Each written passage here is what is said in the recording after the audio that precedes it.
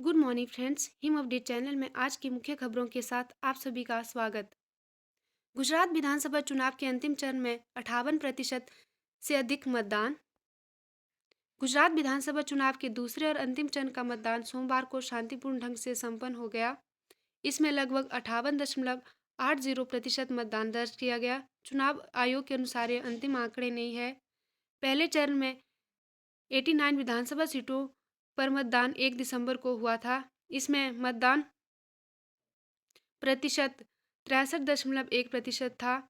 इस तरह दूसरे चरण में 833 विधानसभा का भाग्य ईवीएम में बंद हो गया। राज्य की कुल 182 विधानसभा सीटों का परिणाम 8 दिसंबर को आएगा। लोकतंत्र का त्यौहार धूमधाम से मनाने के लिए धन्यवाद मोदी। पीएम मोदी ने मतदान के बाद हिमाचल प्रदेश, दिल्ली और गुजरात के लोगों को लोकतंत्र का त्यौहार धूमधाम से मनाने के लिए धन्यवाद किया। उन्होंने कहा कि चुनाव आयोग को भी शांतिपूर्ण ढंग से चुनाव करवाने के लिए बधाई देता हूं। उन्होंने कहा कि लोग सुनते सभी की है, लेकिन जो सच है उसे स्वीकार करना उनका स्वभाव है। एग्जिट पोल, हिमाचल में कांटे की टक्कर। गुजरात में लगातार 7वीं बार सत्ता में आती दिख रही भाजपा, 8 को आएंगे परिणाम। एग्जिट पोल का हिसाब अगर सच हुआ तो गुजरात में लगातार 7वीं बार भाजपा की सरकार बन सकती है। हिमाचल के नतीजों के बारे में एग्जिट पोल के आंकड़े स्पष्ट नहीं है। भाजपा और कांग्रेस के बीच कांटे की टक्कर में परिवर्तन के कुछ संकेत जरूर है, लेकिन एकरूपता नहीं है। अब 8 दिसंबर को नतीजों से ही स्पष्ट होगा कि सत्ता किसके हाथ जाएगी। गुजरात विधानसभा चुनाव 2 चरणों में सोमवार को समाप्त हुए। हिमाचल प्रदेश में 68 सीटों के लिए 12 नवंबर को ही चुनाव प्रक्रिया पूरी हो गई थी।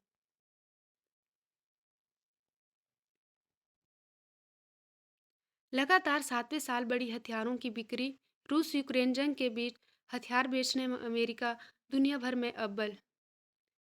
दुनिया भर में हथियारों की बिक्री लगातार 7वें साल बढ़ी। रूस यूक्रेन युद्ध के कारण सप्लाई चेन में आई बाधा का हथियारों के व्यापार पर कोई असर नहीं दिखा।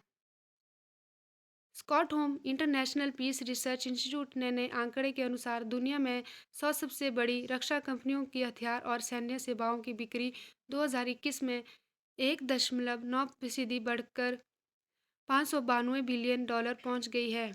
शीर्ष 100 हथियार निर्माता कंपनी में 40 अमेरिका की, चीन कंपनियों ने 20 हथियार बेचकर अरबों डॉलर कमाए। नई सरकार को आते ही लेना होगा लोन। 2700 करोड़ लिमिट बकाया, इस महीने करना है ऋण लेने का फैसला।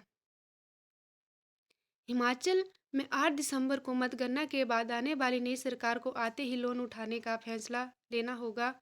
इसकी वजह यह है कि दिसंबर महीने में 2700 करोड़ लोन लेने की लिमिट बकाया बची है और सरकार को भी अपना काम चलाने के लिए पैसे की ज़रूरत है। पीजी के डिग्री, डिप्लोमा और सर्टिफिकेट कोर्सों के लिए लागू किया क्रेडिट सिस्टम।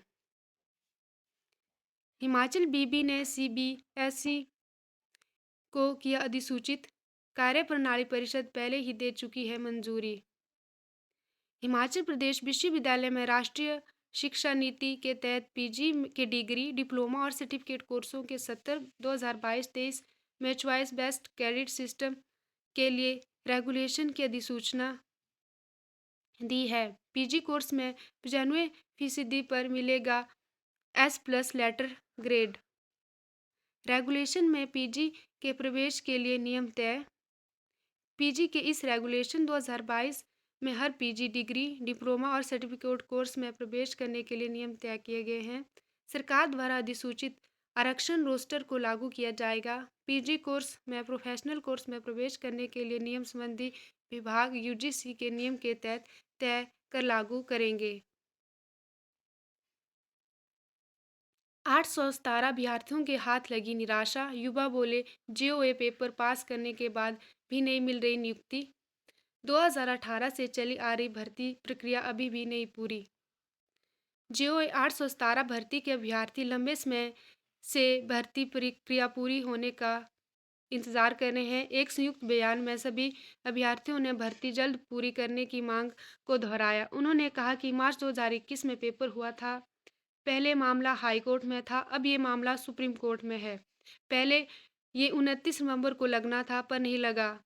अभी कोई जानकारी नहीं है कि केस की सुनवाई कब होगी। तारीख आती है, सुनवाई टल जाती है।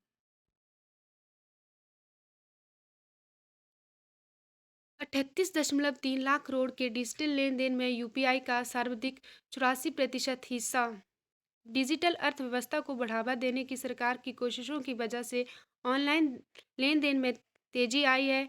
कैलेंडर वर्ष 2022 की तीसरी तिमाही यानी जुलाई-सितंबर के दौरान देश में 38.32 लाख करोड़ रुपए में 23.06 अरब डिजिटल लेन-देन हुआ। इसमें यूपीआई लेन-देन सर्वाधिक 84% रहा। नकली दवाओं के उत्पादन पर रोक का प्लान बताए सरकार। हिमाचल प्रदेश हाईकोर्ट ने हिमाचल के बद्दी में नकली दवाओं के कंपनी व गोदाम से अवैध दवाओं का जखीरा पकड़ने के मामले में स्वास्थ्य सचिव व राज्य ड्रग कंट्रोलर को संयुक्त शपथ पत्र दाखिल करने के आदेश जारी किए हैं।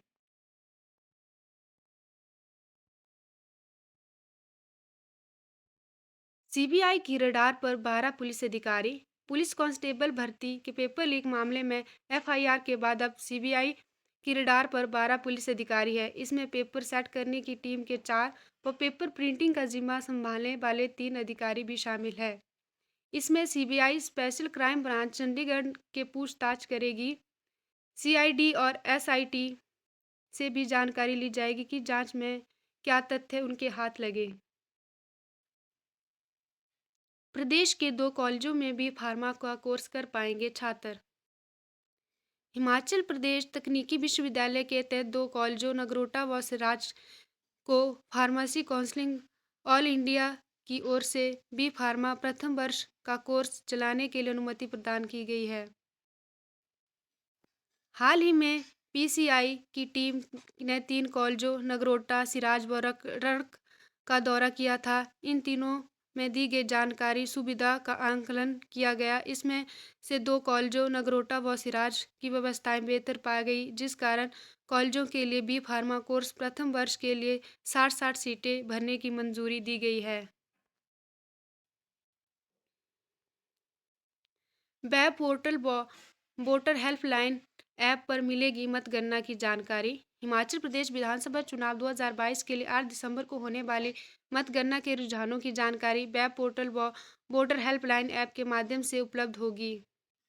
प्रदेश के मुख्य निर्वाचन अधिकारी मनीष गर्ग ने बताया कि चुनाव निर्वाचन अधिकारी कार्यालय मतगणना संबंधी सूचना व शिकायतें प्राप्त करने के कारण मतगणना शुरू होने से 72 घंटे पहले हेल्पलाइन नंबर 1950 चालू करेगा।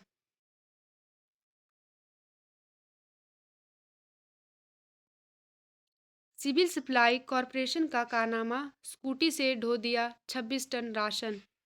जिला सिरमौर के स्टेट सिविल सप्लाई कॉरपोरेशन का एक और घोटाला सामने आया है। राशन की ढुलाई को लेकर पहले से ही मामला में जांच चल रही है। नाहन के रितेश गोयल ने आरटीआई से जानकारी प्राप्त की। नाहन की एक ट्रांसपोर्ट कंपनी ने 26 टन सरकारी राशन कालाअंब से 118 kilometre Haripur Dhar civil supply के गोदाम तक स्कूटी में ही ढो दिया। मांगे पूरी न होने पर जारी रहेगी कलम छोड़ो हड़ताल। पंचायत सचिवों ने सरकार की ओर से कोई सुनवाई न होने पर सोमवार को भी अपनी कलम छोड़ हड़ताल जारी रखी। पंचायत सचिव यूनियन ब्लॉक टांडा के सदस्य प्रांतीय कमेटी की दिशा निर्देशों के तहत बीडीपीओ कार्यालय टांडा की समिति कर्मचारियों के सहयोग से पंचायत सचिवों ने कलम छोड़ हड़ताल जारी रखते हुए अपनी मांगों के समर्थन में आवाज़ बुलंद की। धन्यवाद।